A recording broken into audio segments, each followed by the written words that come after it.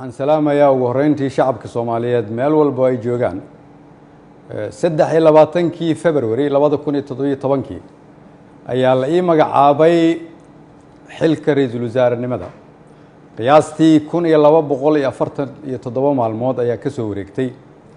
muddadaas 3 sano iyo barka ah waxaan dalka Soomaaliyeed ugu adeegayay daacadnimo karti iyo hufnaan anigoo aaminsan inay ahayd waajib dalkayga iyo dadkayga iga saaran muddadaas xukuumadda iyo aniguba waxaan ku guuleysanay howlo waaweyn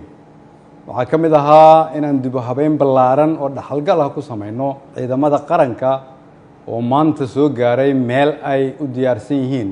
inay la wareegaan amniga guud ee dalka inaan dib u habeyn ballaaran ku samaynay nidaamka maaliyadda dalkeenna oo dunidu noo soo istaagtay soo celinay kalsoonidii uu caalamku nagu qabay kuna qabay hay'adaheena dhaqaale oo inoo saamaxday in laynaga cafiyo deyn lagu lahaa dalkeenna muddo dheer dadaalkaasi waxa uu ku dhacay soo jeed iyo iyadoo la geliyey wakhti badan waxaan la dagaalanay musuqmaasuqa waxaan gudbinay shuruucdii ugu badnaa ee xukuumadda ay gudbiso waxaan ku guuleysanay mushaarka shaqaalaha bixinteeda iyo mushaarka ciidanka oo bil walba laga soo bilaabo Janaayo 2017 uu qof waliba qaatay waxaan ku guuleysanay dowlad wanaag iyo amaano waxaan ku guuleysanay annagoo dib u soo nooleynay sharaftii ummadda Soomaaliyeed si loo ilaaliyo dhammaan guulahaas ay xukuumadda iyo shacabka Soomaaliyeed gaareen dhammaan shacabka Soomaaliyeed oo qayb ka ahaa rabana in la sii joogteeyo waxaa lagama maarmaan ah ilaalinta nidaamka awood isku wareejinta dalka oo si dimuqraadi ah u dhacda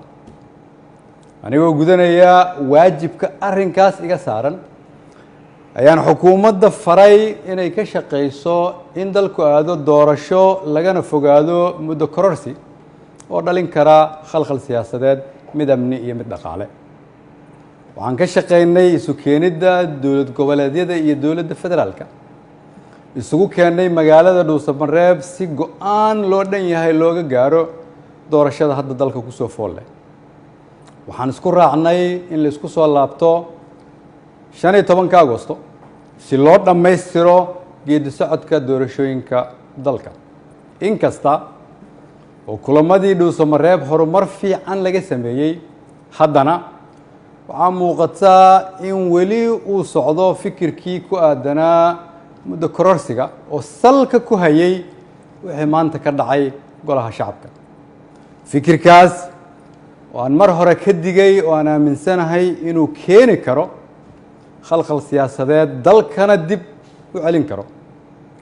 ayaan waxaan mar kale xasuusinayaa ummadda Soomaaliyeed in dalka 4 sano mar ay doorasho ka dhacdo iyadoo xukunkii ay qoro isu dhiib inay tahay dhaqan sax ah oo dalkan lagu bartay ayna tahay kulligeen inaan ilaalino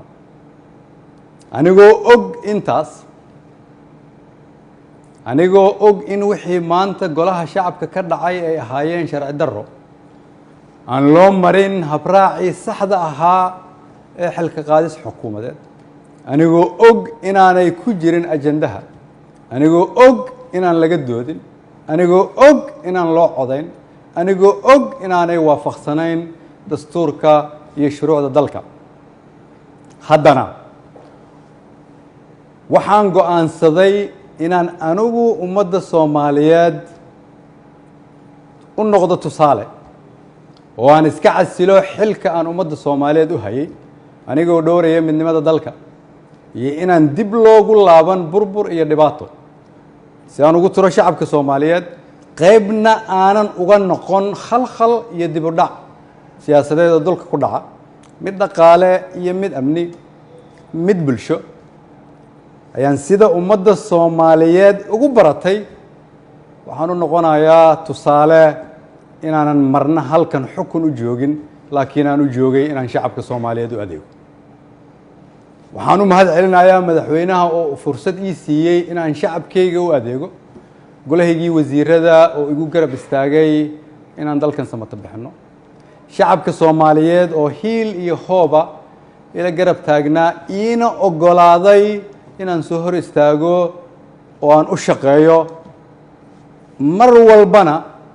garabkayga taagnaa iina hiiliyay waxaan u mahadcelinayaa saaxiibada Soomaaliya oo xilliyo adag iyaguna na soo garab istaagay ummadda Soomaaliyeed waxaan u rajaynayaa barwaaqo dalkan rajo ayaan ka leenahay kulligeen dalka ayaa kulligeen inaga weyn cid waliba waa inay aqbashaa in dalka loo turo maanta waa maalinteydii